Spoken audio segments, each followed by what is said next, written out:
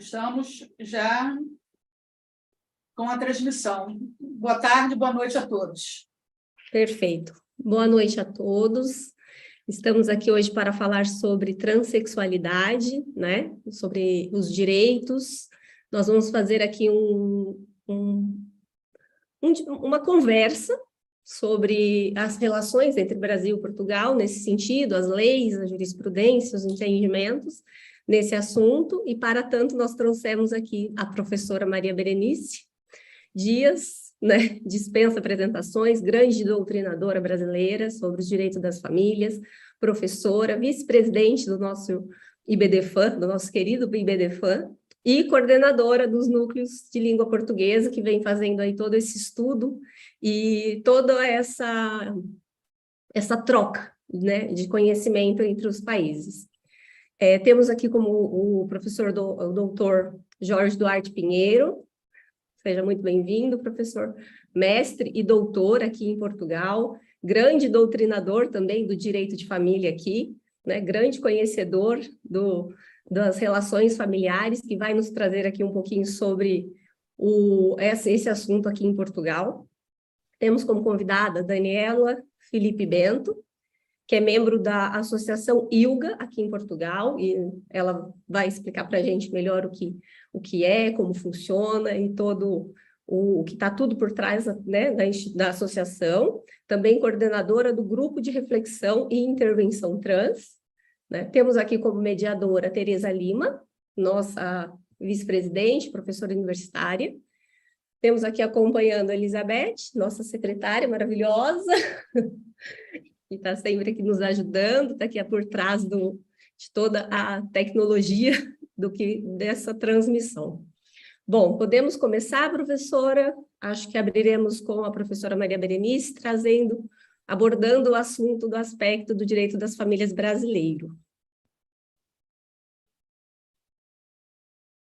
Vocês não imaginam, gente amada, a minha alegria de participar desse primeiro movimento, sabe, desta troca importante entre dois países irmãos, que têm a mesma língua, têm a mesma origem, o direito também tem umas deriva dos outros, e esse nosso grande sonho se realiza neste momento.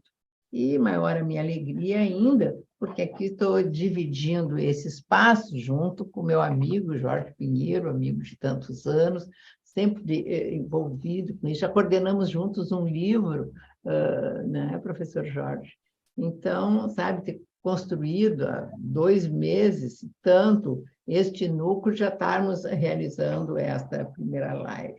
E significativo esse tema que foi escolhido pela coordenação do núcleo, porque estamos nesses espaços dilatados que cada vez mais vem gerando esse aumento, não só o dia da visibilidade trans, mas também começa a ser a semana e o mês, então acho que é a oportunidade da gente pensar nisso.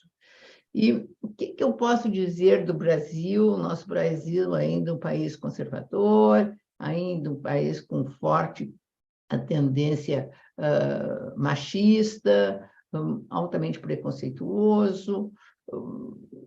E qual é o resultado de tudo isso? Uma absoluta invisibilidade de segmentos que fogem, como eu digo, a mesmice de igual. Todos os segmentos vulneráveis, todos os segmentos que não são aceitos pela sociedade, acabam não sendo cuidados pelo legislador.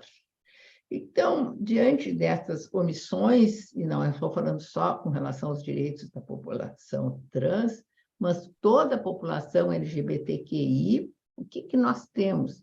Uma absoluta carência e uma omissão pecaminosa, perversa do nosso legislador. Bom, na ausência de leis, sempre se pensava, dizia, bom, se não tem lei, não tem direito a ser tutelado, então não se pode buscar absolutamente nada. E com relação, que eu acho o segmento mais vulnerável de toda essa população, é a população trans, porque é uma identidade mais visível e, como tal, vítima de mais preconceito. Isso acaba levando as pessoas, muitas delas, a serem expulsas de casa muito cedo, a sofrerem bullying na escola, a evasão escolar é muito grande, há enorme dificuldade de ascender ao mercado de trabalho, até pela baixa qualificação, então acaba sempre havendo essa marginalização que provoca, né, muitas vezes, essa rejeição ainda mais. Daí eu fui ver e fui fazer uma pesquisa, até eu não sei se você sabe, eu tenho um site que eu criei quando comecei a buscar o reconhecimento dos direitos, que traz toda a jurisprudência que, ao menos, consegui alcançar a respeito disso. E, com relação à população trans, a primeira decisão que teve foi no ano de 2007, na jurisprudência daqui do Rio Grande do Sul, onde foi admitida a mudança, mas por existir algum tipo de questão da ordem genital.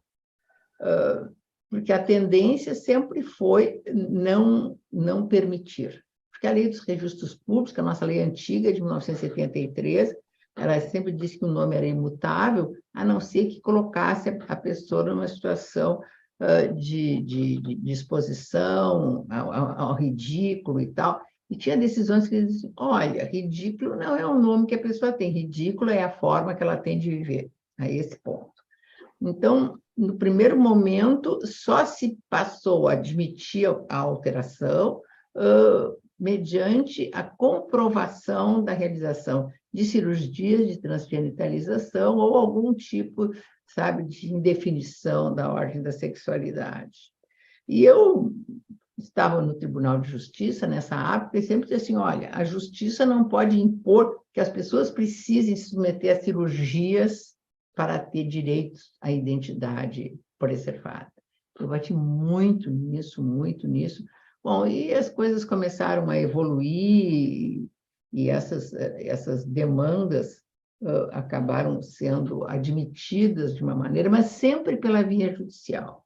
E na via judicial, bobeia, esbarra no preconceito de algum dos juízes e tal. Inclusive, eu tenho uma filha minha, que ela é juíza de direito do interior do estado, e quando ela assumiu a direção do foro, ela estava um dia no cabeleireiro estava numa trans, e ela perguntou, ela falando do preconceito, por que tu não trocas, né, o teu nome, a tua identidade? Eu disse, não, porque aqui ninguém troca, nós nunca conseguimos, eu tenho uma ação na justiça, mas não troca.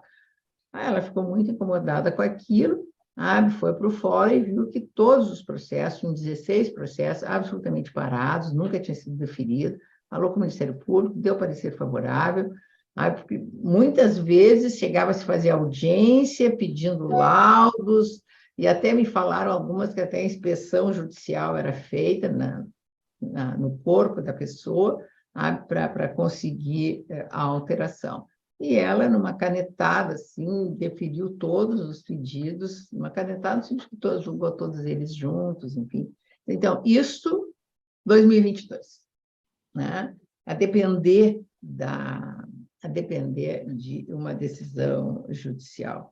E isto, mais ou menos, seguiu, sempre dependendo de uma sentença judicial, até o julgamento de uma ação direta de inconstitucionalidade, que no ano de 2018 julgou com eficácia erga omnes, admitindo aos transgêneros o direito fundamental subjetivo à alteração de seu prenome, de sua classificação de gênero no registro civil, não se exigindo, para tanto, nada além da manifestação de vontade do indivíduo, o qual poderá exercer tal faculdade tanto pela via judicial como diretamente pela via administrativa, uma mera autodeclaração.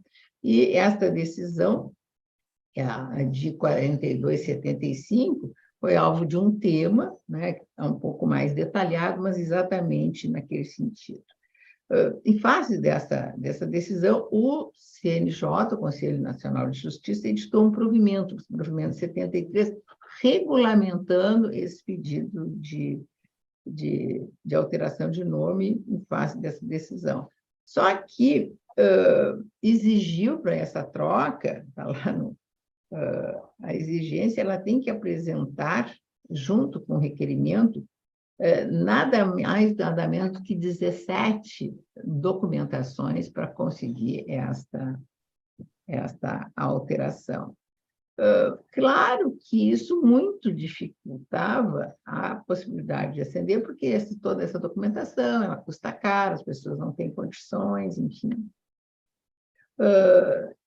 Mas, assim, foi graças a essa possibilidade de alteração na via administrativa que levou todo mundo a questionar, mas por que trans pode trocar e as pessoas não podem trocar de nome, porque a legislação só permitia essa troca, no dia que faz 18 anos, a maioridade, até o dia que faz 19 anos. Aí, imotivadamente, se era poder trocar judicialmente, sempre tendo que dar uma explicação, uma justificativa. E muitas vezes eu esbarrei no tribunal com relação a isso, as pessoas pedindo alteração, e os colegas dizem assim, não, mas esse nome não é ruim, não coloca ele no Rio Dixo. Bom, o nome quem carrega é ele, não é tu, quem somos nós para dizer se o nome é ruim. Ele veio, contratou advogado, entrou na justiça, recorreu para o tribunal, sabe? Nós não somos o dono da verdade, enfim. Então, essa incongruência levou a lei dos registros públicos a ser alterada, uma alteração significativa agora, né, no ano de 2022, pela Lei 14.382, né, que simplesmente então, permitiu a alteração de qualquer pessoa, do próprio nome, sem nenhuma explicação, independentemente de qualquer coisa, enfim, mas sem exigência de nada daquela documentação que se exige no provimento da Corregedoria do 973. Então, o que fez o IBDFAN? O IBDFAN solicitou e encaminhou o Conselho Nacional de Justiça, bom, que retire essas exigências quando se trata da comunidade trans, porque não tem por que dar eventual tratamento diferenciado quando é uma pessoa, entre aspas, muitas aspas, normal, né? Parece que existe um preconceito como se as pessoas fossem ter algum tipo de referência. O fato é que, a partir desta alteração, e agora foi feito um levantamento, né, que até hoje, no registro civil no Brasil, foram feitas 10.024 buscas de alteração da identidade. Desses, houve 64 pedindo a mudança do gênero sem alteração do nome, e 5.200 do nome masculino para o feminino, e do feminino para o masculino, o restante deste número, 4.000 e tanto.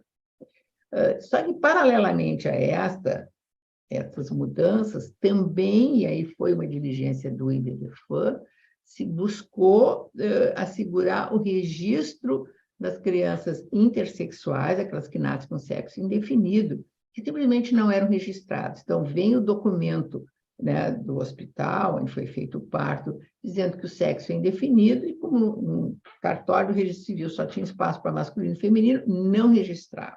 Existe uma resolução de 2013 do Conselho Federal de Medicina autorizando os médicos a fazerem cirurgia nessas crianças para a escolha de uma identidade. Algo absolutamente descabido e desnecessário.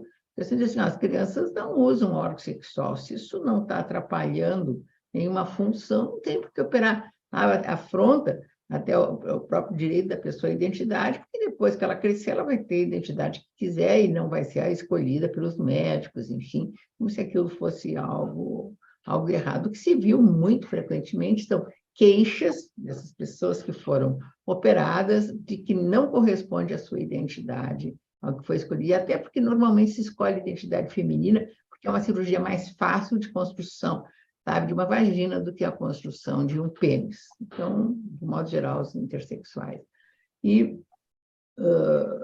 fato que, então, sem a cirurgia não estava sendo feito registro.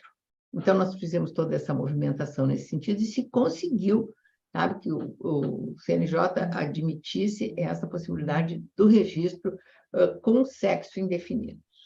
Tá? Bom, então, no momento em que foi admitida essa possibilidade, também perante o registro civil, o que aconteceu muitas vezes por algumas pessoas trans, muitos até intersexuais, buscarem não a alteração do nome, e não a alteração do gênero, mas simplesmente para a inserção da expressão sexo não binário.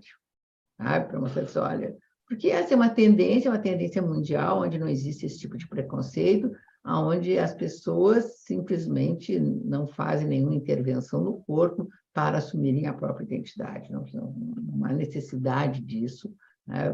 Porque são os países muito mais desenvolvidos e sem todo esse preconceito.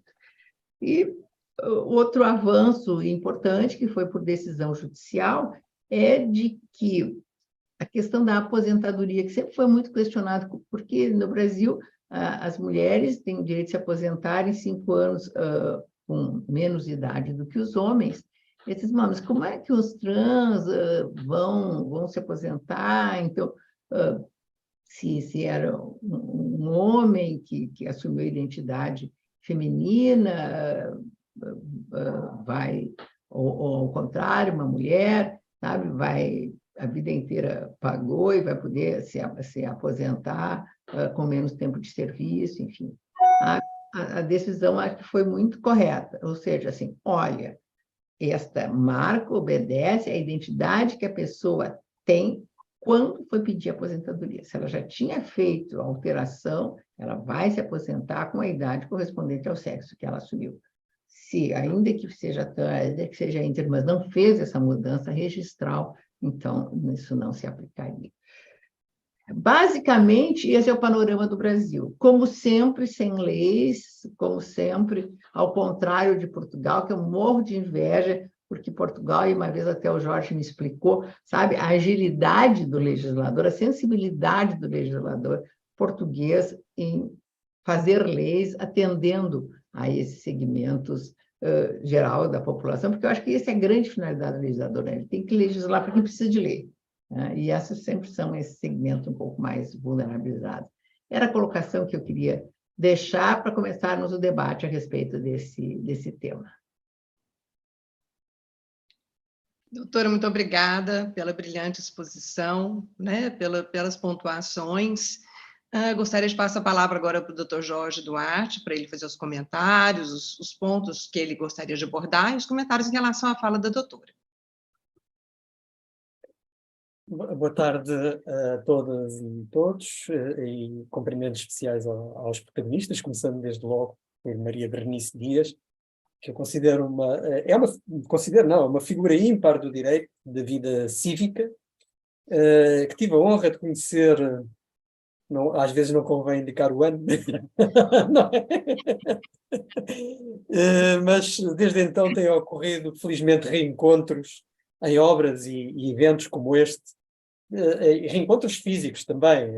Não há muito tempo, aqui em Portugal, encontramos. Mais uma vez adorei ouvir a exposição, que é muito pertinente e que toca os pontos, como diremos, não sei se é uma locução comum a Portugal e ao Brasil, vai pondo o dedo nas feridas, não é? Ou põe o dedo na ferida. Felicito por mais esta exposição. E relativamente a Portugal, posso dizer sim, nós somos rápidos, em termos comparativos, somos rápidos a fazer leis. O problema é a aplicação que elas têm, não é? Ou a não aplicação, ou a lentidão, ou a forma de reagir, ou a dificuldade de invocar o que está previsto e os direitos que estão emergentes na lei.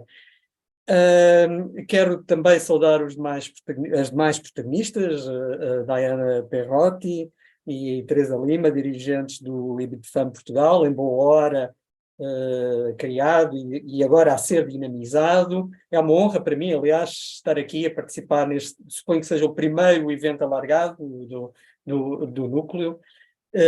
E saudar também Dani Bento, que aceitou o convite para enriquecer este momento com o seu saber e a sua experiência. e cabe-me também, obviamente, agradecer de uma forma institucional ao próprio IBTFAM pelo convite para este evento, como foi referido, e daí resulta até a sua maior pertinência. Durante esta semana vai-se assinalar o Dia Internacional da Visibilidade de Trânsito, não é? Eu, no que me toca, sou fundamentalmente, como resultou, aliás, da apresentação, um académico que se tem dedicado ao direito da família, ao direito das sucessões e ao direito das crianças.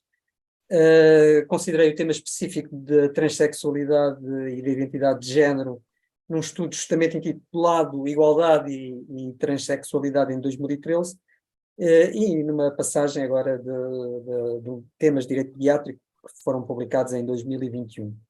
Como resulta desse texto originário, está sempre... acaba por haver um ponto em comum com esta importante problemática e com outras de que nos temos ocupado, numa linha mais ou menos consistente no direito da família moderno, que é o princípio da igualdade, é o tal motor de transformações e de adaptações, e que teve reflexos no século passado e também neste, logo, por exemplo, antes mesmo de falarmos da questão da transexualidade, logo com a permissão, com a admissibilidade do casamento entre pessoas do mesmo sexo, e aí se nota também o contraste das opções jurídicas de um país, dos dois países irmãos, não é? Uma via jurisprudencial judicial e uma via legal, não é? Que aconteceu em Portugal.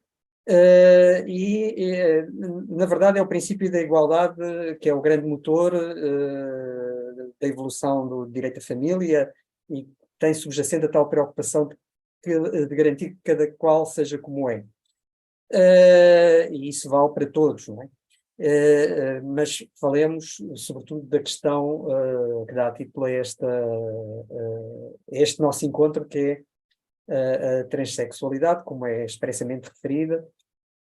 Eu direi que há cautela para não fazer um alargamento excessivo do tema,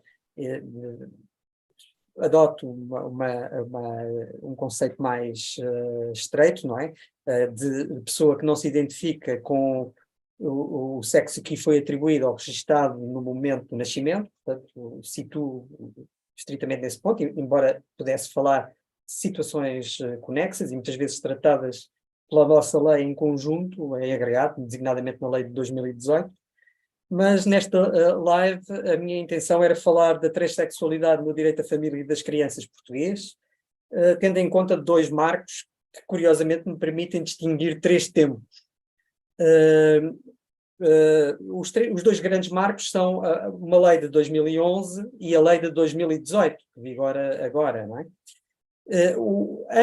Isso permite-me distinguir três tempos, um justamente anterior a 2011, em que a problemática da transexualidade entre os especialistas do direito à família surge conexa com o Instituto do Casamento, e numa época que é anterior a 2010, que é não só anterior a 2011, como a 2010, anterior à permissão do casamento entre pessoas do mesmo sexo, e nesse tempo chegamos a encontrar autores a defenderem que, pura e simplesmente, que uma pessoa que não se identifica com o seu sexo, com o sexo que foi atribuído no nascimento, tem, mesmo assim, casar necessariamente com uma pessoa do sexo oposto àquele sexo que se identifica no nascimento, e a única hipótese que tem é uma intervenção cirúrgica, uma mudança de sexo, e só assim poderá casar, contrair o casamento que na altura era o casamento heterossexual. E chegam ao ponto, e isto é, aliás, denunciado pelo professor Pamplona Corte Real, de considerar que se a pessoa em questão que contraiu o casamento heterossexual permitido, na altura, mudasse de sexo na constância do matrimónio, esse casamento era supervenientemente inexistente, ou seja, o Estado retirava, nem sequer era uma nulidade, privava a eficácia jurídica porque ela tinha feito aquilo. E o professor denuncia esta questão, que acaba por, no fundo, se esfumar com o aparecimento, com a possibilidade do casamento entre pessoas do mesmo sexo. A lei é de 2010 e logo em 2011 aparece uma primeira lei, posso dizer, a primeira lei que trata, embora não com esta denominação, sobre a questão da identidade do género, a Lei número 7/2011, que acaba por ser vista como um sinal de progresso e de grande evolução, na medida em que vem possibilitar o procedimento de mudança de sexo, o procedimento registal de mudança de sexo e da alteração do nome próprio, não é? Não exigindo uma cirurgia, uma transformação física, não é? E nesta medida acaba por ser saudada por introduzir expressamente este mecanismo jurídico de transição de género numa lei, que não impunha qualquer intervenção cirúrgica. No entanto, reconheceu-se, pouco depois do primeiro progresso, que ainda havia muita margem para evoluir, e assim vai acontecer com a Lei 38/2018, de 7 de agosto. Esta lei trata desse procedimento, mas é mais ampla até. Quanto ao procedimento registal que opera no registro civil para mudar a menção ao sexo originário, sexo de nascimento e ao nome, ao contrário da lei anterior, a lei anterior, que foi tida como um progresso de 2011, obrigava a que fosse apresentado no mínimo um relatório pelo dia a uma perturbação da identidade de género, tinha um tom algo patológico na referência ao relatório que devia ser apresentado. E a lei nova prescinde desse elemento, por um lado, até diz que a existir algum relatório não deve fazer alusão, não deve haver um relatório com referência a diagnósticos de género, mas faz essa referência a propósito de um outro caso específico. Houve um outro avanço em matéria de procedimento, relativamente a 2011, porque em 2011 só o maior podia requerer o procedimento e atualmente é permitida, em certas condições, que uma criança de 16 e 17 anos tenha acesso a esse procedimento. Esta lei que eu estou aqui a referir, a Lei 38/2018, tem um objeto mais amplo que este, e portanto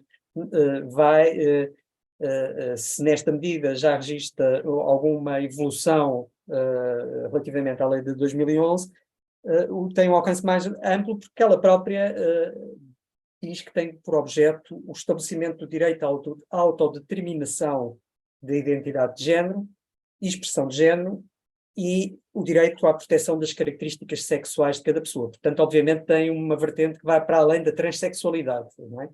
Mas convém, no entanto, concentrarmos talvez nesse ponto, eu, pelo menos. No entanto, esta lei de 2018 não ficou incólume. Curiosamente, às vezes, quando a lei avança, a jurisprudência contrabalança, não é?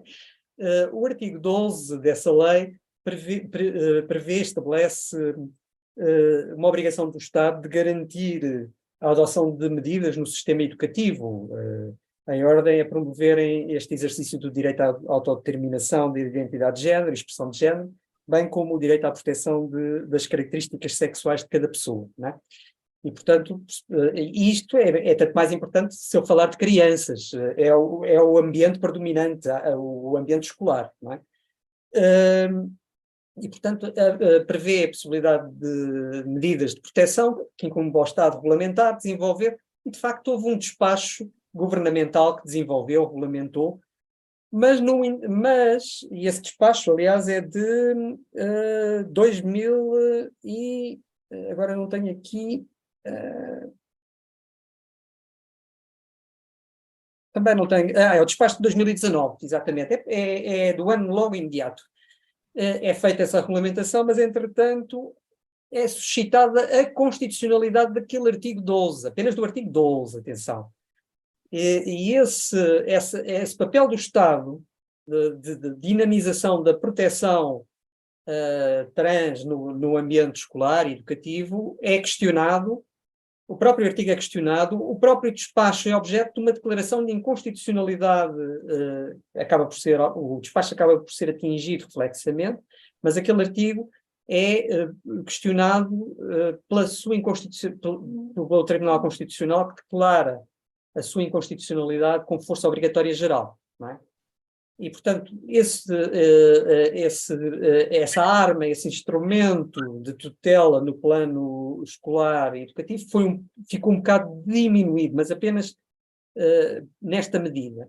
No entanto, não quer dizer que no espaço escolar e educativo ainda não existam quaisquer normas que protejam a identidade de género. Existem, por exemplo, o Estatuto do Aluno e Ética Escolar impõe o direito ao respeito pela sua identidade de género e o dever da comunidade educativa e de todos os que a integram de respeitar essa identidade de género. É claro que não é uma tutela tão incisiva como aquela que a lei de 2018, aquela lei de 2018 aspirava, mas a lei ainda tem outros instrumentos que permitem uma certa tutela em meio escolar ou educativo.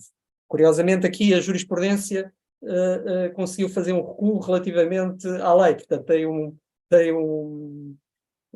não deixa de ser algo curioso. Neste aspecto específico, estou a falar deste aspecto específico, não estou a fazer nenhuma generalização.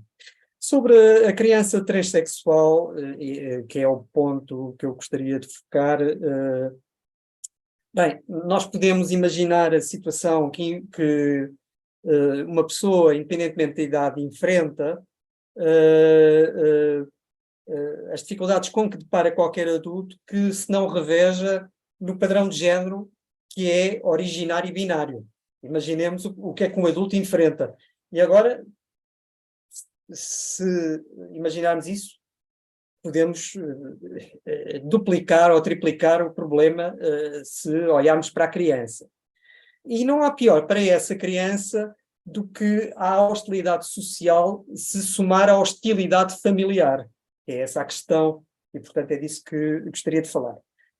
Dos pais, por exemplo, dos pais que são normalmente titulares do exercício das responsabilidades parentais, espera-se que respeitem a criança, que atuem no seu interesse, que velem pela sua segurança e saúde. Aliás, todos estes aspectos estão inscritos na nossa lei, como estando contidos no âmbito das responsabilidades parentais e da lógica do exercício das responsabilidades parentais. Não é um elemento retórico, é um elemento que está presente no nosso enquadramento normativo. Dentro desta lógica, parece que aos pais incumbiria apoiar a criança no exercício do seu direito à autodeterminação de identidade de género e expressão de género. Parece que incumbiria aos pais conceder espaço de expressão no seio familiar, caberia aos pais reclamar para a criança proteção no meio social, caberia aos pais permitir à criança o acesso a consultas e tratamentos, caberia aos pais, quando atingissem 16 ou 17 anos, e se elas assim o entendessem, obviamente há que ver e ouvir a criança e ter em conta também a sua autodeterminação.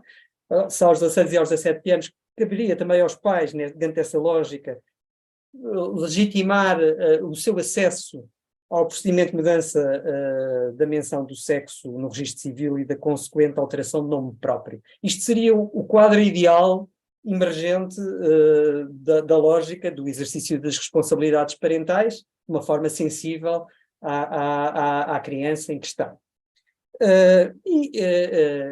Provavelmente, os pais que assim pretendam agir têm, de qualquer modo, um apoio normativo. A letra da lei protege-os ou dá-lhes de instrumentos, não obstante terem perdido alguns em torno do 12º, com a declaração de inconstitucionalidade de parte do artigo 12º da lei de 2018. No entanto, ainda assim, por exemplo, no meio escolar, o artigo 3º 2 da lei de 2018 permite que, mesmo não havendo o procedimento registal e, portanto, a qualquer momento, e em qualquer contexto, para efeitos de identificação, a pessoa em questão, designadamente a criança, se não se sentir confortável com a identidade que lhe foi atribuída, possa reivindicar uma outra, e o artigo até esclarece que o fará assim, mediante a inscrição das iniciais do nome próprio que constavam no documento de identificação originário, mas precedido do nome próprio adotado face à identidade de género. E depois segue o apelido completo e o número do documento de identificação. Existe, portanto, já essa possibilidade, por exemplo, no meio escolar, dizer não, o meu nome, é verdade que no registro está este nome, no cartão de cidadão está este nome, mas é assim que eu quero ser tratada, ou que a criança quer ser tratada no ambiente escolar. E o pai pode, designadamente, fazer um requerimento, chamar a atenção para isso, pode apoiar a pretensão da criança. No que toca ao acesso a consultas e tratamentos, refira-se à preponderância dos bloqueadores de puberdade e da terapia hormonal de transição. Eu por acaso sei que há uma diferença terminológica. Nós aqui em Portugal dizemos hormonas e no Brasil dizem hormónios, salvo erro, não é? Exatamente. No que toca a uma situação mais definitiva e mais radical, que é a cirurgia de transição de género, mesmo com a concordância de pais e filhos, dificilmente ela será admitida antes dos 18 anos de idade, quer pela dimensão, pela preponderância do ato, quer pela proibição expressa que consta do artigo 78 do Código Deontológico da Ordem dos Médicos. Embora se destine a regular a atuação de profissionais, no fundo são esses profissionais que vão desempenhar o ato, não é? Têm que participar, e se está vedado fazê-lo. A propósito da terapia hormonal de transição, merece destaque, a meu ver, a sensibilidade do tratamento pelo risco que comporta em matéria de perda de fertilidade. Isto é, se eu não estiver a efabular, que muitos dos tratamentos podem não estar disponíveis em Portugal, não é? E de facto, assinala-se o risco em matéria de perda de fertilidade da terapia hormonal de transição. Em abstrato, pode limitar-se a perda dessa fertilidade futura mediante recolha prévia de ovócitos e extração microcirúrgica de esperma, por exemplo, para utilização reprodutiva subsequente, mas aí vamos enfrentar um problema que eu acho que é um problema grave que temos na nossa lei de procriação medicamente assistida, portanto, será o correspondente à reprodução assistida do Brasil, que é um problema que vale para todas as crianças, não apenas para as crianças transexuais, mas para as crianças que enfrentam tratamentos oncológicos, é que a lei de procriação medicamente assistida não permite recolha de material para reprodução antes de atingirem os 18 anos de idade. E, portanto, no momento em que atingem, pode já ser demasiado tarde. Isto vale para crianças transexuais, como vale para crianças que estão a fazer tratamentos que podem pôr em causa a sua fertilidade. E a nossa lei, e que temos uma lei de procriação medicamente assistida, muito polémica, controversa, muito alterada, este aspecto não acautela. Sobre o procedimento de mudança da menção do sexo no registro e da consequente alteração de nome próprio, eu destaco, eu referi que aos 16 e 17 anos já é possível fazê-lo, e convém talvez anotar o artigo 17, número 2, da lei, que trata explicitamente da matéria, que admite que a criança o faça através dos seus representantes legais, e que o conservador, não é o juiz, é o conservador do registro, ouça a criança por forma a ver se ela está a prestar um consentimento informado a esse procedimento. E também tem de haver um relatório que atesta a capacidade de discernimento da criança para o efeito, mas é tal alusão de que não deve haver referências nesse relatório diagnósticos de identidade de género. Tem que se ver apenas se tem discernimento, se tem capacidade. Todavia, nem todos os pais estão preparados e nem todos desejam colaborar, não é? Alguns violam as regras sobre o exercício das responsabilidades parentais, opondo-se à expressão de género e sendo violentos para com a criança. Abstraindo até de fenómenos que estão documentados, escusado será, há até situações de divórcio que são desencadeadas pela descoberta ou pela identificação de uma criança, pela expressão do género distinto da criança. Mas abstraindo mesmo da conflitualidade intercasal, no seio do casal, que pode por vezes existir, a violência ou a agressividade muitas vezes parte dos próprios pais pode ir desde a violência verbal, que está assinalada, até mesmo à expulsão, à colocação fora de casa dos jovens. E, portanto, ao contrário do que seria de esperar, a família pode ser a primeira instância de confronto e de hostilidade, sendo que aqui há um papel muito claro para o direito da família, que é, atenção, estes pais que assim atuam estarão realmente a cumprir as exigências da lei no que toca à sua missão de cuidar da criança, de cuidar do jovem, de exercer as responsabilidades parentais. E se não estão, não há instrumentos que permitam um ajustamento e a proteção da própria criança. Infelizmente, muitas vezes a criança tem que ser protegida contra a sua própria família, não é? É claro que há instrumentos de diálogo, de mediação, mas se eles faltarem, não haverá outros. Claro que sim, claro que há outros.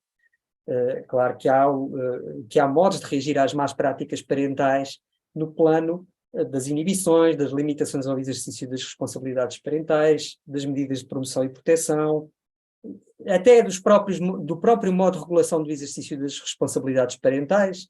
Pode dar-se a alternativa ou fazer-se a escolha pelo progenitor que se mostre mais compreensivo e mais apto a lidar com a situação de transição da criança, em vez de optar por um critério, por outro qualquer critério. Independentemente da repressão ou negação parental, parece-me que é adequado conceder às crianças a faculdade de consultas, de acesso a consultas conexas com a matéria da identidade de género, sem necessidade de consentimento e conhecimento dos pais.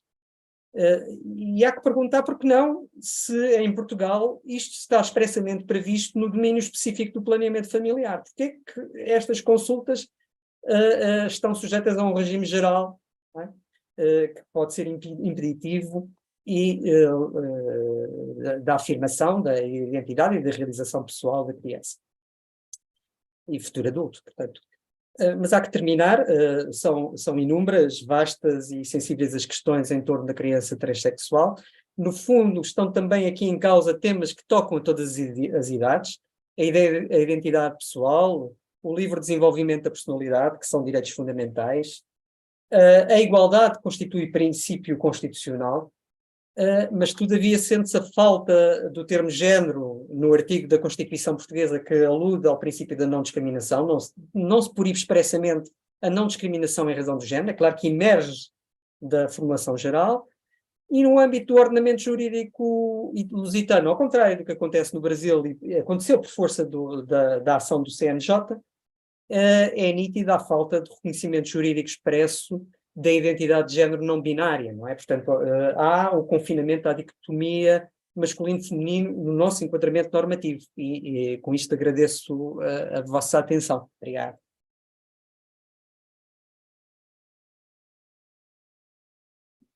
Obrigada, doutor, pela explanação, pela brilhante pontuação, né, levando em consideração principalmente a questão das crianças, né, que já começa esse movimento num momento onde há essa grande dependência, né, de orientação dos pais para que isso transcorra, né, de uma forma menos traumática. No ponto de vista do senhor, nós tivemos, de 2021, 2022, uma significativa, na verdade, um significativo crescimento do pedido de mudança de sexo, né, em Portugal. A que isso se deve? A própria mudança da lei, a algum posicionamento do governo, a uma aceitação social? Eu confesso que este é o momento oportuno, talvez, para dar a palavra a Dani Bento. Talvez eu suponho que ela me possa dar uma resposta mais colocada a essa questão. Perfeito, agradeço. Não sei se estou a ser indelicado para a Dani Bento, não sei. Dani, seja bem-vinda. Se você puder falar um pouquinho, então, essa pergunta, né, que eu tinha feito ao Dr. Jorge, então, transfiro a você, e você falar um pouco do papel da Associação ILGA, a qual você participa, né, do seu posicionamento, de como é essa situação, né, ressaltando justamente os fatos aqui em Portugal. É interessante para nós, que somos do Brasil, a gente conseguir ter uma visão, né, da situação em relação ao preconceito, aceitação, as questões do próprio posicionamento do Estado em relação à questão dos transexuais. Tá? A palavra está com você. Obrigada. Antes de mais, queria agradecer a oportunidade de estar aqui. Acho que é sempre uma honra nós podermos também falar um pouco e trazer também o trabalho das associações a estes espaços, não é? Tão muito importantes e tão muito necessários. O meu nome é Dani Bento, uso pronomes ela neutro e lá está, assumo enquanto mulher trans e pessoa não binária. Acho que é importante também diferenciar. Dani, por favor, eu gostaria que tu falasse, acho que um pouco mais perto do microfone, que está um pouco distante, e assim, ó, nós, ainda que falamos português, às vezes a gente tem um pouco de dificuldade de entender o português de Portugal, então se tu falar também um pouco mais passito, para nós facilita mais, tá bom? Tá bom, peço desculpa. Se calhar apresento-me outra vez? Mas ainda tá, o som ainda está um pouco baixo. Deixa eu ver se isto é aqui do micro. E agora? Melhorou bastante. Voltando a repetir, o meu nome é Dani Bento, uso pronomes ela e neutro, assumo como mulher trans e pessoa não binária, por isso é importante pelo menos colocar esta situação, porque acho que é sempre o lugar de fala de onde eu estou. Sou parte da direção da ILGA Portugal e sou também coordenadora do grupo de reflexão e intervenção trans da mesma associação. Aqui, para dar um contexto, para tentar chegar à pergunta, é importante também trazer aqui algum contexto também, aquilo que já foi falado em relação aos vários progressos da lei, e nós muitas vezes falamos naquilo que era a lei, o processo jurídico que havia, o processo judicial que havia antes de 2011, que nós chamamos aquilo que assistimos à esterilização compulsória, não é? E isso fazia com que isso criou muitas resistências também à própria mudança de nome, porque lá está, as pessoas sabiam que tinham que submeter um processo que era difícil, que era doloroso e que poderia durar 10 anos, muitos anos para ser concretizado. Quando chegámos à lei de 2011, foi um passo que na altura afirmou-se como importante. Nessa altura o GRID já tinha sido criado, porque o GRID foi criado na associação em 2006, que é um grupo que tende a lutar pelos direitos legais e direitos sociais das pessoas trans. E o que aconteceu foi que essa lei foi criada, mas ao mesmo tempo foi criada uma lista de nomes de pessoas que poderiam assinar aqueles relatórios que tinham que ser apresentados no registro civil. Ou seja, o que é que acontecia?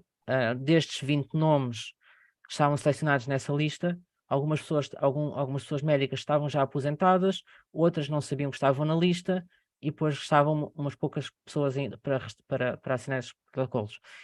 E o que acontece é que, de facto, em 2011, quando esta lei foi criada, falou-se na perturbação de identidade de género, que foi um diagnóstico que caiu no ano a seguir. Foi substituído pelo diagnóstico de disforia de género, que traz um contexto relativamente diferente. Ou seja, a perturbação de identidade de género diz que a pessoa tem uma perturbação da identidade, e o relatório de disforia de género diz que a pessoa pode sofrer disforia em relação ao seu género, que pode ser significativo ou não. Isto foi um passo importante no sentido em que, por exemplo, em 2012, a Argentina apresenta um projeto de lei sobre a autodeterminação. Não é? Ou seja, nós tínhamos em 2011 apresentado uma coisa que precisava de um diagnóstico, claro que deixava de haver tratamentos compulsórios, a obrigatoriedade de tratamentos compulsórios, mas em 2012 houve logo esse passo de fazer uma lei de autodeterminação, não é? Que ficou como referência na altura. O que aconteceu durante muitos destes anos é que as pessoas eram levadas àquilo que nós chamamos o gatekeeping, ou seja, os profissionais de saúde mantinham as pessoas constantemente nas consultas porque faziam requisitos para que elas pudessem ter o relatório para aceder à mudança de nome, como, por exemplo, ter um trabalho que correspondesse ao género socialmente aceito, ter um estudos que pertencesse ao género socialmente aceito, por exemplo, um homem trans que fosse cozinheiro. Não, porque isto é um trabalho de mulher, segundo estes médicos, não é? Estas pessoas estavam a fazer estes processos. sobre a maneira como a pessoa se expressava, se a pessoa se expressava mais de uma forma mais masculina, se a pessoa se expressava de uma forma mais feminina, e estes processos enrolavam e viam-se muito perpetuados no futuro, exatamente por causa destas diferenças. E, por exemplo, eram pedidos mesmo relatórios de personalidade, relatórios imensamente invasivos, por exemplo, o famoso teste das 300 perguntas que todos nós falamos, quem temos que dizer se gostamos de rosa, se gostamos de carros, se gostamos de flores e por aí fora, ou seja, isso era uma realidade que nós tínhamos cumprido. E tudo isto fazia com que as pessoas tomassem uma grande resistência também, ou seja, era quase a ideia de que as pessoas trans não podem ter dúvidas, têm que ter a certeza do que fazem, não é? Como as pessoas todas podem ter dúvidas, faz parte da nossa natureza enquanto pessoas humanas. E finalmente em 2018 deu-se um passo enorme, foi de facto dizer que as pessoas trans não precisam de um relatório médico a atestar quem é que elas são, porque as pessoas trans sabem quem são, como toda a gente sabe quem é, não é? Porque, da mesma maneira que as pessoas trans constroem o seu género na sociedade, as pessoas cis, ou seja, pessoas que têm o seu género designado à nascença correspondente ao que se identificam, constroem o seu género. Então, desta maneira, toda a gente sabe quem é. E a lei da autodeterminação trouxe, de facto, essa mudança de paradigma, ou seja, as pessoas deixaram de ser obrigadas a fazer tratamentos, as pessoas deixaram de ser obrigadas a ter relatórios, e isto impulsionou o acesso à lei. Eu acho que pode partir daí, ou seja, os melhoramentos, um dos fatores que possa, de facto, fazer com que haja mais pessoas a mudar de nome, exatamente porque a lei o permite de uma forma razoavelmente mais eficaz, porque neste momento as pessoas vão à conservatória e pedem essa mudança, ainda que há conservatórios que dizem que não conhecem a lei, há conservatórios que dizem às pessoas para irem pensar para casa 3 dias, há conservatórios que dizem que a pessoa tem que atestar à frente delas que é realmente o género que se identifica, ou seja, ainda há aqui alguns passos que nós temos que tomar para supervisionar também as leis e a maneira como estão a ser implementadas e a maneira como estão a ser executadas nos vários serviços. Por isso eu acho que sinto que esta mudança estrutural de lei fez com que as pessoas realmente houvesse um espaço para que elas pudessem fazer essa mudança de nome. Por exemplo, nós acompanhamos, porque o GRID tem um grupo de apoio, tem um grupo de discussão política, tem um grupo de trabalho, e nós acompanhamos várias pessoas em várias situações, e muitas delas sentem que, por exemplo, não querem fazer tratamentos. Não faz parte da identidade dela fazerem tratamentos médicos, ou seja, ou hormonas ou cirurgias. Elas estão no direito de mudar o seu nome, que era uma coisa que antigamente não podiam fazer, porque teriam que passar por um processo de escrutínio médico. Então, o que é que acontece? Acontece, por exemplo, nós temos um número crescente de pessoas não binárias também a aparecer, e é um número que aumenta a cada momento, não é? E continuamos a ter uma lei que lá está, que pode ser melhorada e que deve ser melhorada para incluir realmente identidades não binárias, porque nós ou seja, nós muitas vezes discutimos, por exemplo, entre tirar o marcador de género, porque, por exemplo, no bilhete de identidade que nós tínhamos antes do cartão de cidadania, não havia marcador de género, o bilhete de identidade não tinha, passou a ter com o cartão de cidadania. E ou seja, ocultar esse marcador para que pelo menos seja mais fácil as pessoas não terem que dizer eu sou um rapaz ou uma rapariga, ajudaria um pouco. E depois também temos uma limitação que é nós temos uma lista de nomes permitidos legalmente. E essa lista de nomes tem género. Ou seja, eu não posso legalmente ter um nome que é ambíguo do ponto de vista de género. E isso traz uma série de problemáticas, porque, por exemplo, para pessoas não binárias podia ajudar, por exemplo, ok, vou ter um nome neutro, que já ajuda a diluir um bocadinho a minha identidade, não é? Mas o facto é que legalmente não se pode. E então falta-nos esse reconhecimento. E falta-nos também o reconhecimento da mudança de nome legal para pessoas migrantes, que é algo que é importante, que pode ser complicado ou não do ponto de vista jurídico, etc., mas é algo que é importante porque lá está, nós, por exemplo, recebemos muitas pessoas de outros locais do mundo, não é? E as pessoas não têm o direito de mudar o seu nome em Portugal, logo muitas vezes têm dificuldade no acesso ao trabalho, porque não têm um nome correspondente àquilo que está na sua identificação, não têm acesso à educação da mesma forma, não têm um acesso pleno à saúde, e gera uma espiral também de problemas para essa pessoa, não é? E nós, por exemplo, nós tivemos na participação da criação da lei de 2018, e foi uma das leis que foi desenhada com a participação de pessoas trans. E isso foi um passo fundamental, não é? Por pessoas trans foi feita uma audiência antes 2 anos antes, e de facto foi um avanço, todas as associações poderem estar presentes e poderem discutir a formulação da lei uma forma mais crítica, não é? Ainda que hajam coisas para fazer, mas pelo menos houve um apoio associativo para o fazer. E como já foi referido, lá está, nós recebemos muitos casos de pessoas trans, pessoas jovens, que, por exemplo, são expulsas de casa, porque a família não aceita a identidade de género das pessoas. Por exemplo, temos muitos casos de pessoas que se divorciam, porque lá está, do ponto de vista da dinâmica do casal, também existem complicações, então as pessoas acabam por se divorciar. Ou seja, há uma série de processos intrinsecamente ligados às pessoas trans, muitas vezes não são acautelados. Isto porque as pessoas muitas vezes sentem que têm que viver uma vida que não é questão.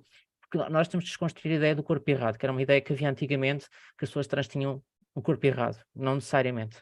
Mas esta ideia que vem atrelada ao peso de ser uma pessoa que não se identifica com o género e que muitas pessoas acham, isto é uma traição à relação, isto é um violentamento às expectativas que eu queria sobre ti, etc. Não é? E quem no fim acaba por sofrer essa pancada são de facto as pessoas trans.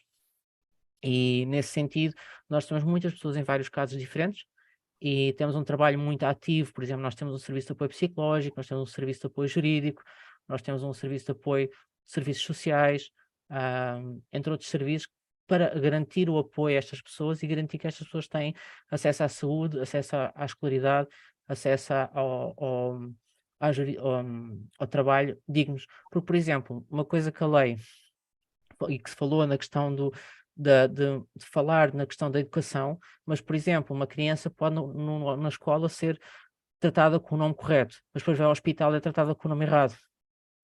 E depois vai noutro sítio e é tratada com o nome errado. Ou seja, a escola, claro que é um momento essencial, porque a criança passa muita parte da sua vida na escola, mas depois os outros meios não correspondem a esse nome. Então fica para aquela criança, pode ficar a dualidade de tipo, tratam certo num sítio, mas depois tratam errado no outro. E isto, acho que, por exemplo, na minha opinião, devia ter sido acautelado nesse sentido, né? Essa questão de nos outros locais também de ser acautelado o nome que a pessoa se identifica. Com isto, o que nós estamos a tentar fazer é, de facto, proporcionar e discutir a ideia de estar numa lei que inclui pessoas não binárias, pessoas migrantes e, de facto, a redução também do tempo da idade mínima de decisão para mudar ou não. Por exemplo, Espanha aprovou uma lei que, por exemplo, vai dos 12 anos para cima, não é?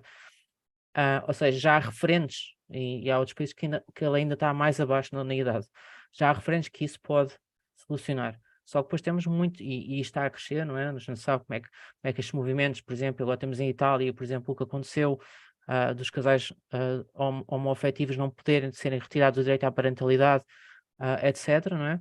Ou seja, temos uma questão que é, nós temos de garantir que os nossos direitos estão lá e que vão continuar lá.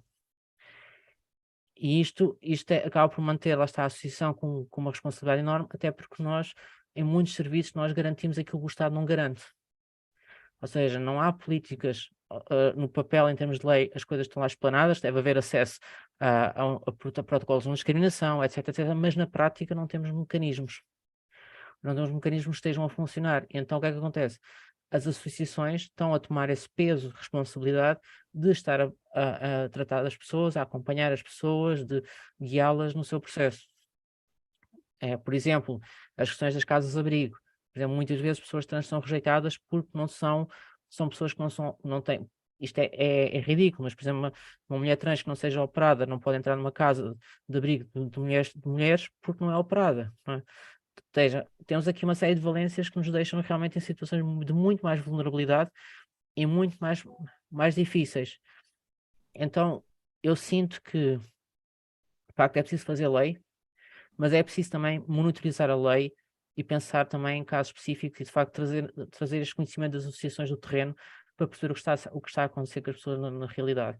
Por exemplo, em relação à questão da criopreservação, por exemplo, eu lembro-me desta situação. Por exemplo, eu tive uma resposta do Centro de Procriação Medicamente Assistida que dizia a criopreservação não poderia funcionar porque na altura não havia coadoção e adoção de pessoas do mesmo sexo, por isso não funcionava nesse caso. E depois a criopreservação também não podia funcionar porque também não havia gestão de substituição. Então havia um loop que a pessoa acabava por não ser permitida a fazer uma coisa, porque a lei depois não obrigava, não dava-lhe garantias que ela pudesse utilizar depois o material genético.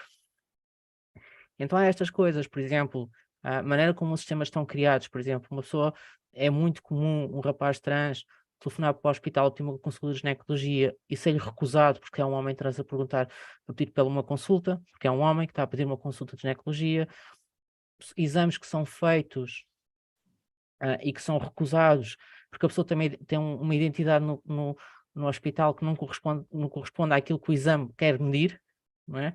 E isto é escandaloso, né? Da forma como os sistemas estão criados, entre outras dificuldades, não é?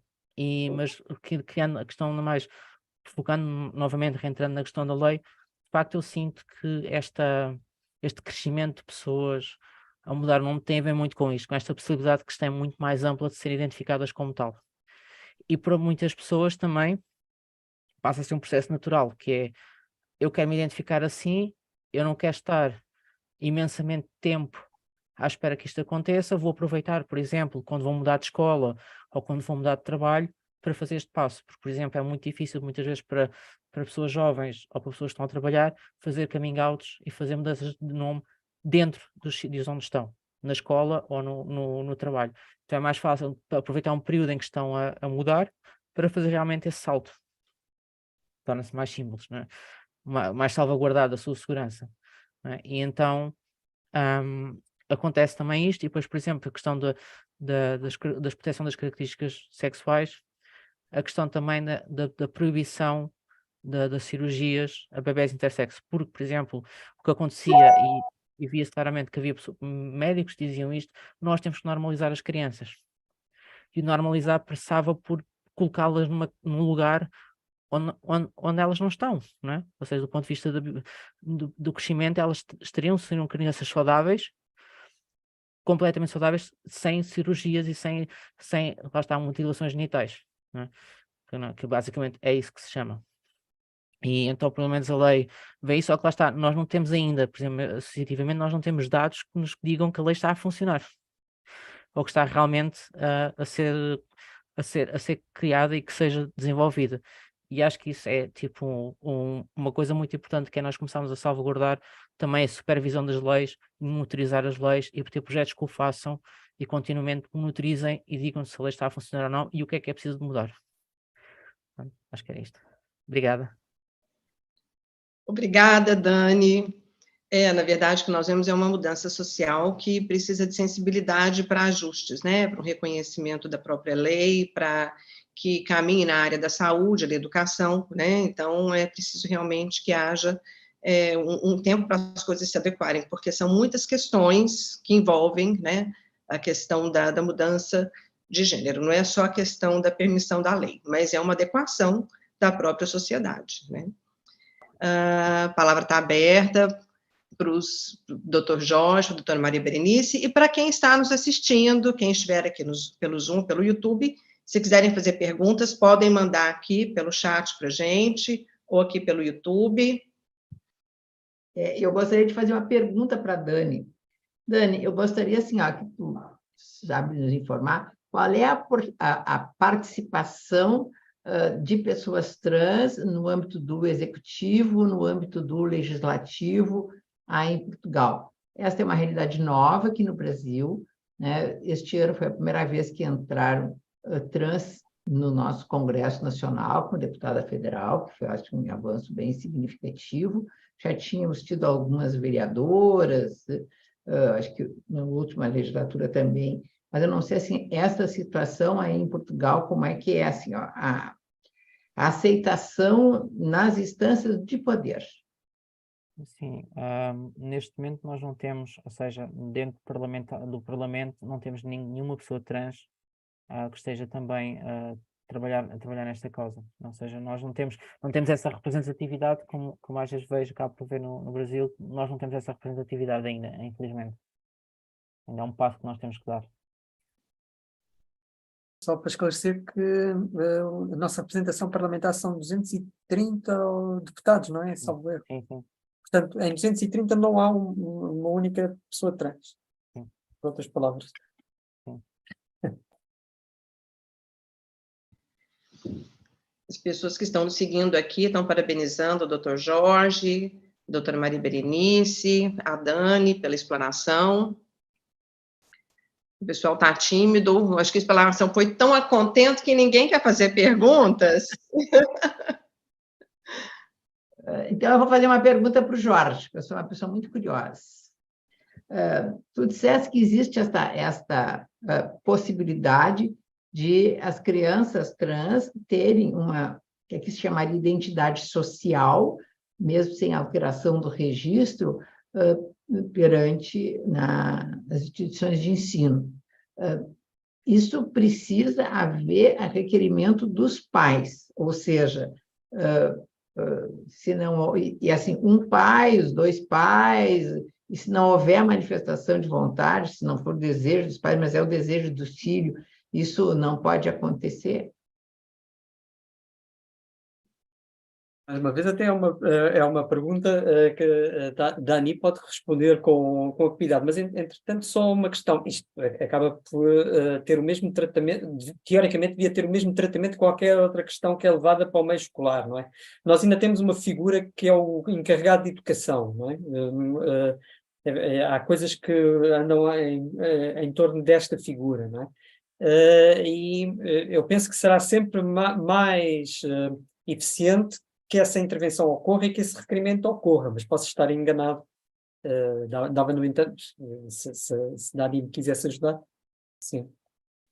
Sim, o que posso acrescentar é que o que está a acontecer é que mesmo em muitos sítios estes processos não estão a acontecer. Há escolas, muitas escolas estão-se a recusar, há locais que não garantem realmente esta identidade social das crianças, e novamente nós temos que fazer uma averiguação e uma monitorização do que está a acontecer, porque existem muitas queixas nesse sentido, de crianças que não são suspeitadas nos meios escolares.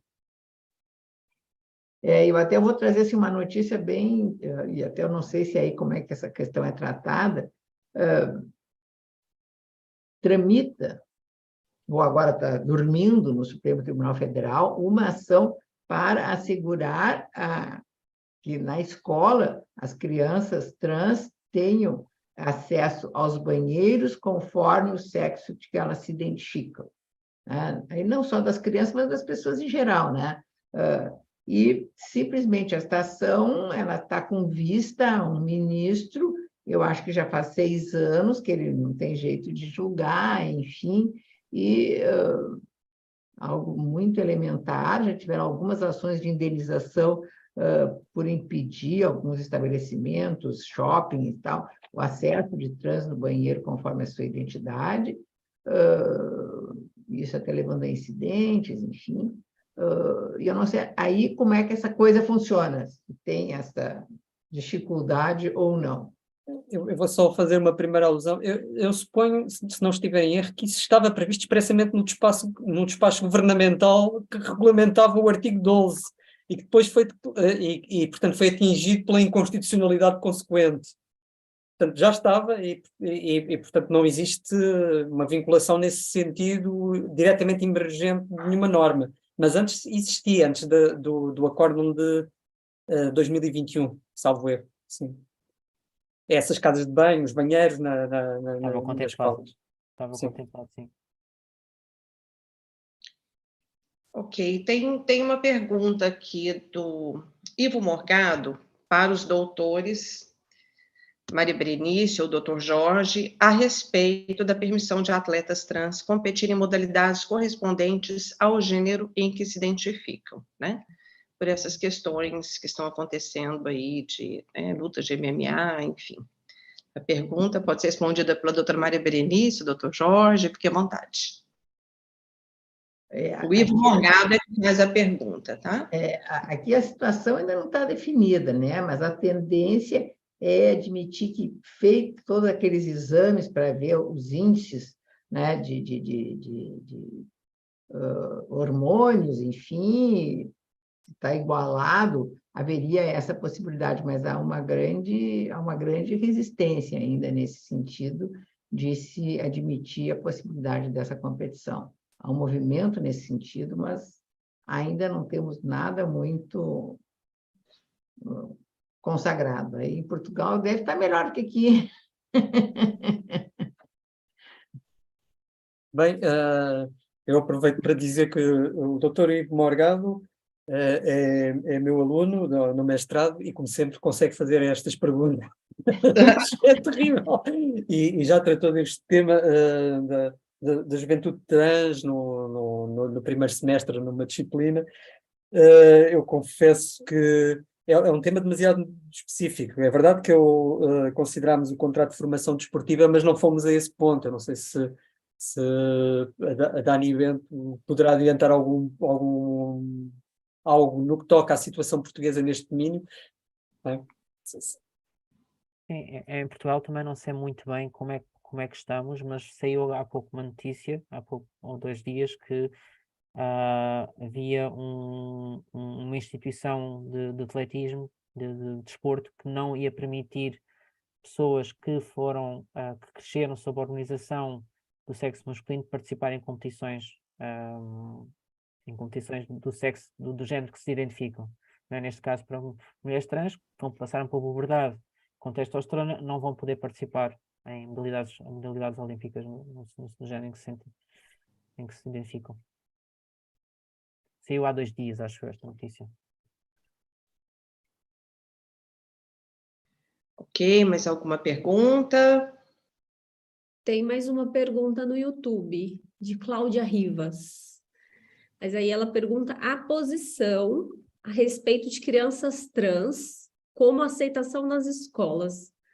Aí eu não sei se essa pergunta foi direcionada para o Brasil ou para Portugal, mas acho que é num contexto social, como que é essa aceitação nas escolas, como que está o posicionamento. Eu acho que seria legal a gente ter uma resposta dos 2 países, né, para a gente ter um panorama geral, já que não está específico de qual país, acho que podemos ouvir uma explanação geral, tanto do Brasil quanto de Portugal. bem, Acho que como sempre no papel, a aceitação existe, não é? Mas no terreno, enquanto académico, se puder transferir a questão para a Dani Bento de novo.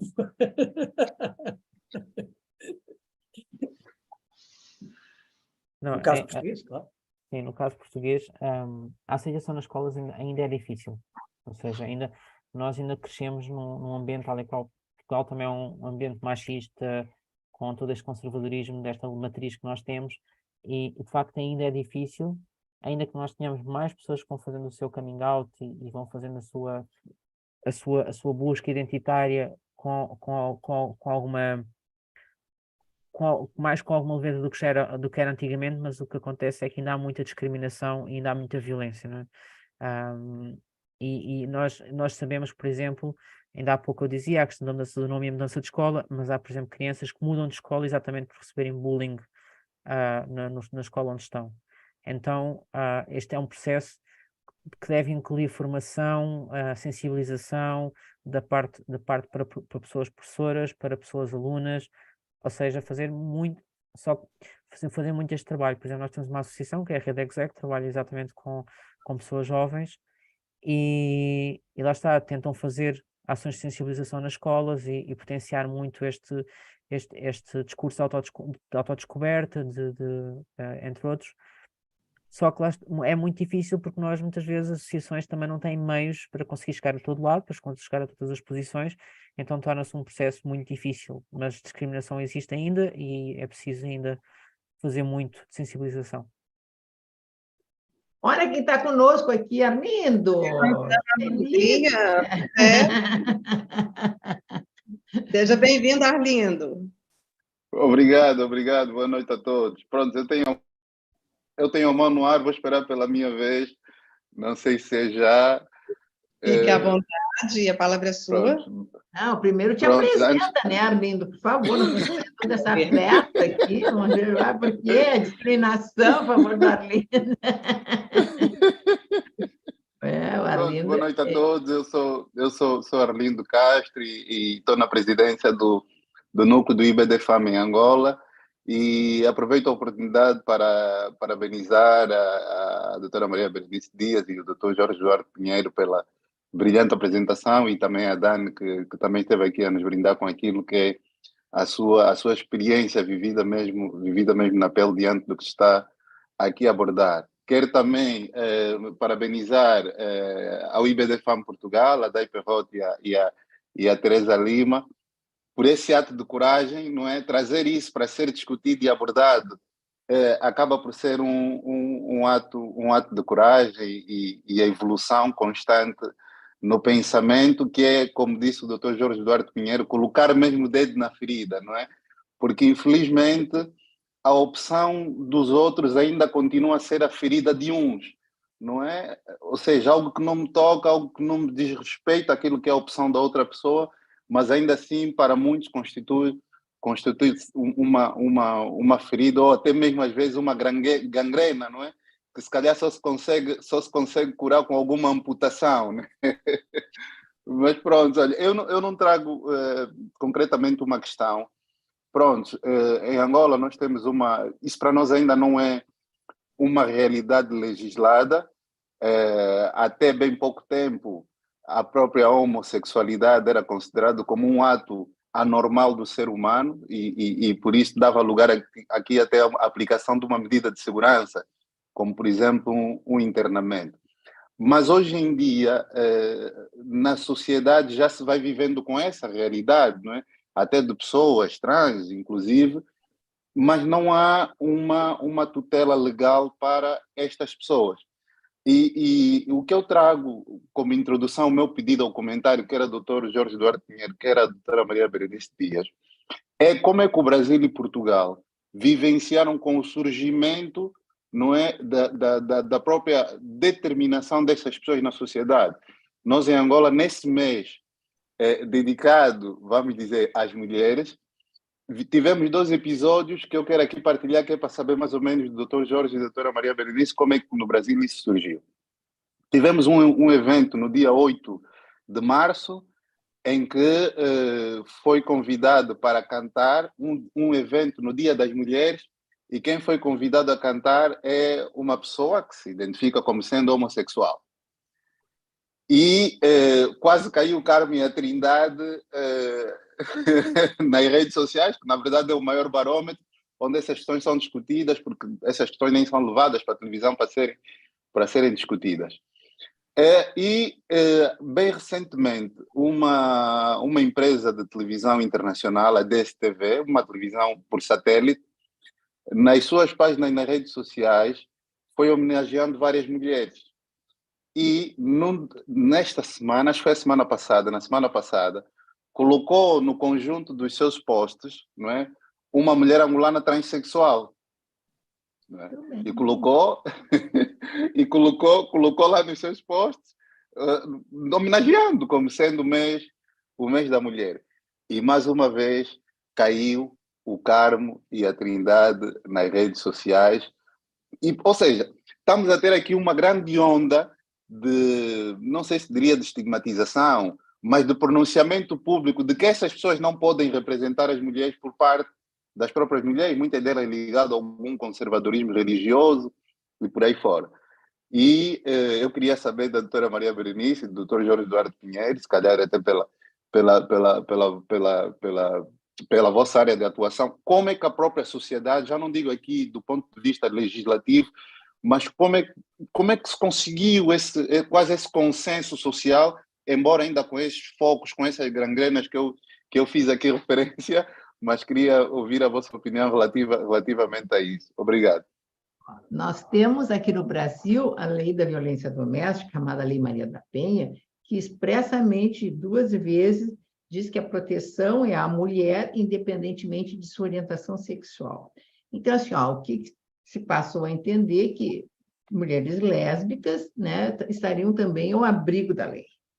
Mas não havia uma definição com relação às trans.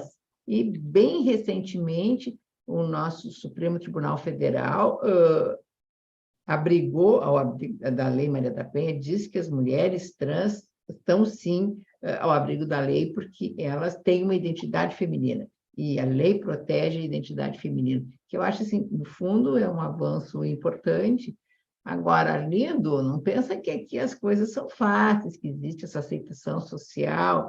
O que a gente percebe é que as pessoas estão, para usar uma expressão jargão, né, saindo do armário, não só os homossexuais, mas também os trans, sabe, estão buscando esse espaço de reconhecimento, e acho isso muito importante. Você vai esperar que a sociedade absorva, a sociedade não vai absorver, porque ela não vai mudar. Que o espaço da mesmice do igual, sabe, é um espaço de conforto, né? Todo mundo que é igual é aceito, todo mundo que é diferente é excluído, né? Porque a falando de sociedade, então o que tem que haver o movimento tem que ser ao contrário, tem que ser desses segmentos excluídos é que tem que se movimentar, e aí a Ilga faz um trabalho fantástico, mundo afora, né, Dani, na busca dessa visibilidade. Mas acho que aqui no Brasil, Arlindo, eu não sei se tu sabes que os homossexuais nunca tiveram direito nenhum aqui no país, né? E eu comecei isso no ano de 2000, dizer, não, eles têm que terem as suas relações reconhecidas, que é a expressão homoafetividade, precisam estar albergadas no âmbito da tutela do direito das famílias. Foi uma grita geral, né? Eu confesso que levei anos, sabe, para conseguir chegar até o Supremo Tribunal Federal, já tinha alguns avanços na jurisprudência, sabe? Me aposentei por causa disso, para abrir um escritório, uma das especializações é essa, tá? Para chegar lá. E a coisa que sempre me emociona é muitos dizer, Berenice, tu que nos deu voz e deu vez, porque nós nunca tivemos a nossa palavra respeitada, ela sempre foi ridicularizada. Então, assim, esse movimento não tem que ser só da população trans, tem que ser, de todas as pessoas que reconhecem que isso está mal, sabe? Eu acho que esse engajamento tem que ser um engajamento social de todos, e isso, bom, é na base da discussão, de levar o tema em outras esferas, enfim, acho que o movimento tem que ser generalizado.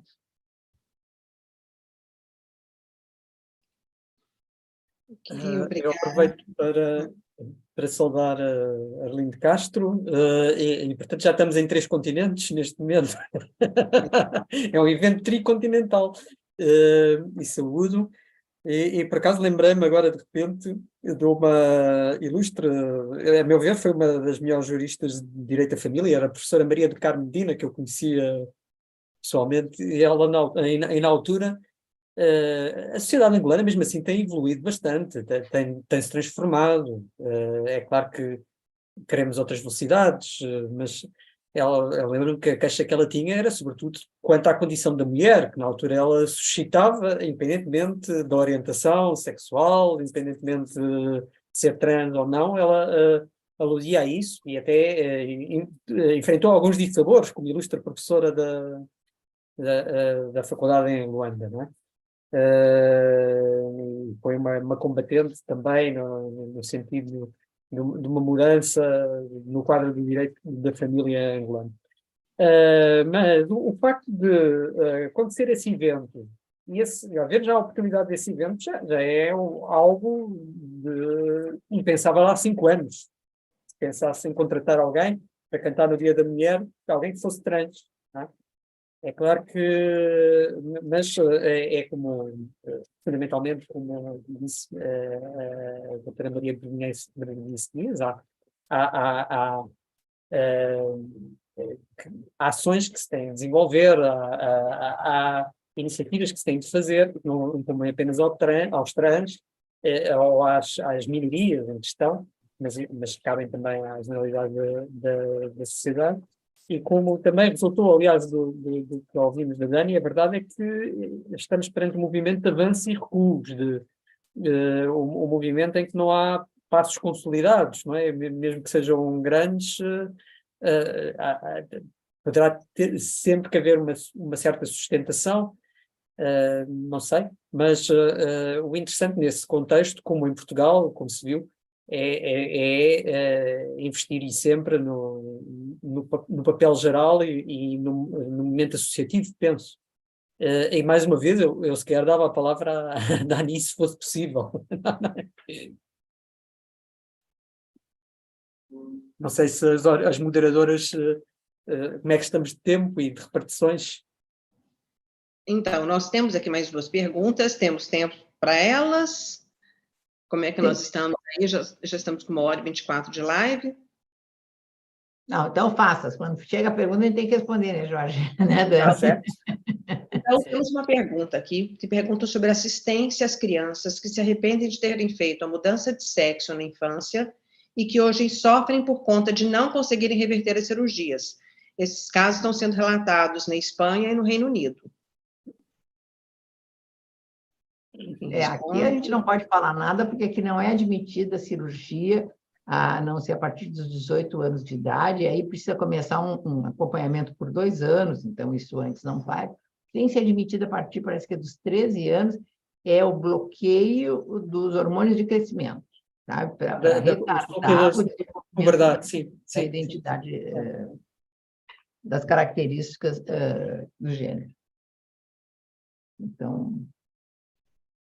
Pois, Nery, posso dizer isso, mas também posso dar a palavra à Dani, que talvez tenha uma nota mais concreta, porque trata-se de uma questão...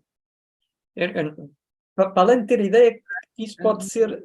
Posso estar enganado, mas não é estatisticamente expressivo, não sei. Mas estamos a falar só dos trans ou dos intersexuais, da criança intersexo?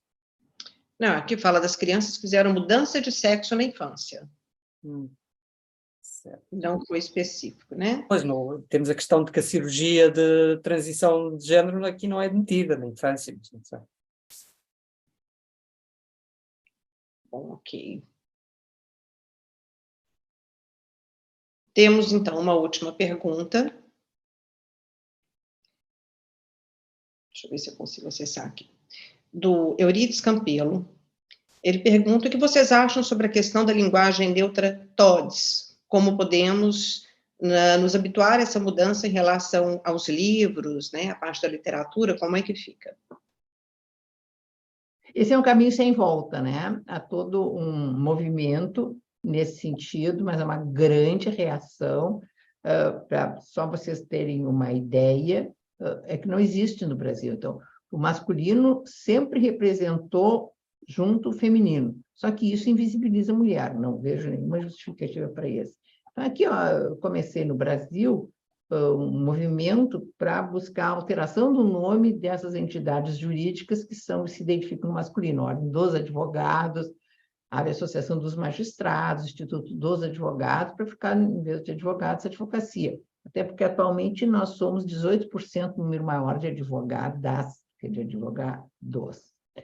A reação foi tão grande que teve gente e os ofícios foram encaminhados em nome do IBDFAN, que saiu do IBDFAN por causa disso, principalmente mulheres. E eu noticiei esse movimento no meu Instagram. Foi de todos os temas um pouco polêmicos que eu debato ali, o que eu fui mais agredida, e surpreendentemente por mulheres, que se decepcionaram comigo, logo eu, e tal, tantas outras coisas. Eu digo, a gente tem que ter braços para abraçar todas as causas. Eu acho que isso é significativo. Acho que isso, sabe, no fundo, nos dá visibilidade. Não vejo, porque assim, acho que Portugal deve ser a mesma coisa, né? Onde tem um grupo só de mulheres, se fala senhoras e tal. Aí entra um homem no recinto, você começa a falar no masculino, porque tem um homem e tem 30 mulheres. Então, assim, como se as mulheres acabam ficando invisibilizadas diante do masculino. Então, e como diz o Rodrigo, nosso presidente, né, as palavras têm poder, né? Elas têm significado. Elas têm um significado e um significante. Então, foi que nem a história da expressão homoafetividade, que eu resolvi tirar assim, o viés da sexualidade, onde fala em homossexual, parece que só vinha a questão da sexualidade, e desloquei para o âmbito da afetividade, porque a afetividade é o que todas as pessoas têm, todos os relacionamentos são baseados na afetividade, não são da ordem da sexualidade.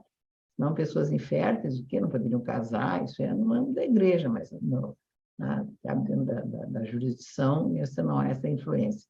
Então, assim, isto eu acho que alavanca nesse sentido. Então, eu sou muito, muito a favor. Ainda não estou utilizando, procuro não usar nem senhores, nem senhoras, procuro usar outras expressões, como gente, sabe?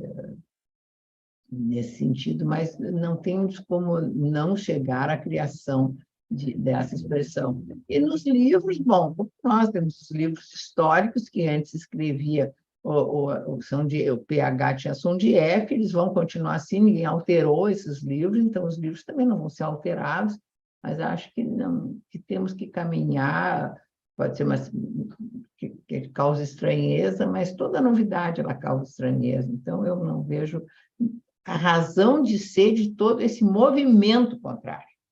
Porque assim, isso não diz respeito nem aos homens, nem às mulheres. Então, sabe, é um assunto que não lhe diz respeito. Diz respeito a um segmento, sabe, que não se identifica dentro desse binarismo. Então, não vejo por que não se possa criar. Porque dizem, a língua portuguesa ela é tradicional. Não. Anualmente são agregadas cerca de 1.000 novas palavras, sabe, são dicionarizadas no Brasil. Então, a língua ela é dinâmica e não vejo por que não absorver essa novidade. Permita-me só, quanto a isto, a dificuldade da linguagem neutra está, optamos binariamente, masculino mais feminino, ou predomina o masculino, como vimos, não? E a propósito disso, estava-me a lembrar de Bernardo Soares, um dos heterónimos de Fernando Pessoa, que no livro do Desassossego questionava justamente porque é que usávamos o masculino quando havia um homem e 2 mulheres ou 3 mulheres. Porque é que não era a maioria? Não devíamos dizer todas em vez de dizer todos que estavam ali, não é? A título de exemplo. De qualquer modo, esse esforço tem sido feito por juristas. Eu tenho aqui 2 exemplos. Um é muito conhecido em Portugal, a professora e juíza Clara Sotomayor, no seu livro, é tal questão. Usa um sistema binário, portanto, as, os, não é? E em Inglaterra tivemos um exemplo de uma jurista que escrevia na área de Direito de Medicina e então ela dizia, aleatoriamente, aplicava i e she, e dizia, tanto faz usar i e she, umas vezes tanto pode ser um homem como uma mulher e é indiferente. Então ia alternando o uso para não sobrecarregar o texto. Mas é difícil. E oralmente, mesmo oralmente, nós temos exemplos de pessoas que fazem esse esforço de utilizar a linguagem binária, digamos, envolvente, e que também enfrentam crítica dos demais, não é? E a hostilidade dos demais. Na verdade, isso acontece, sim.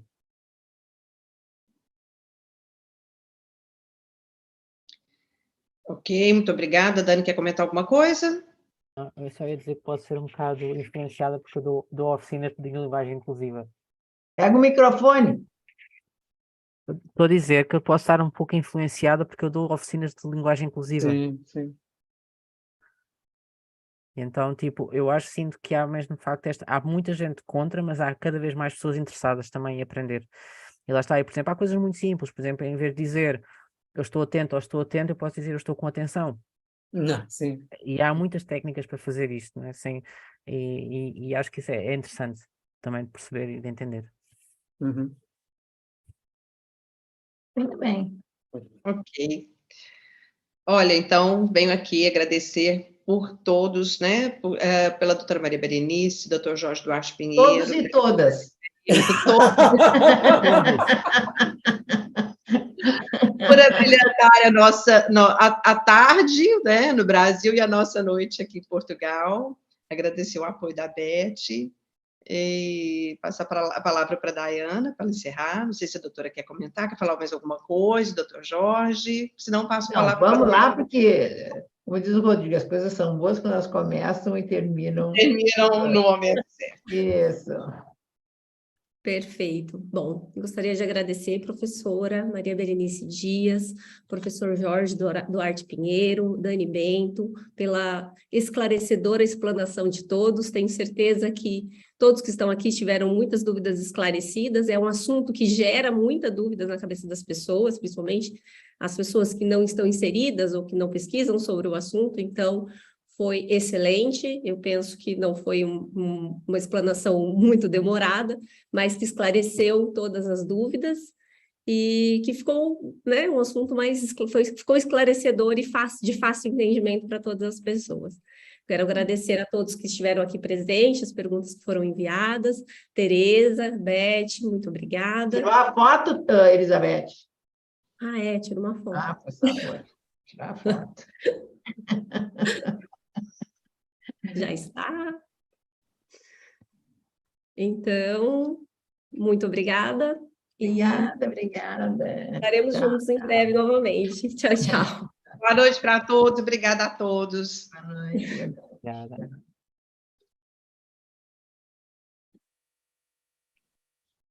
Boa noite, muito obrigada. Boa noite. Boa noite.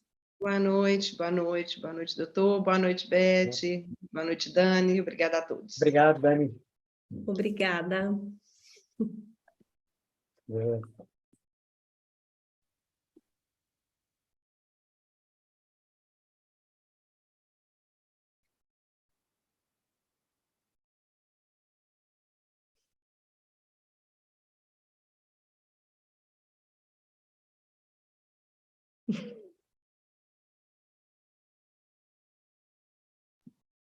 Estamos no YouTube? Não estamos mais no YouTube.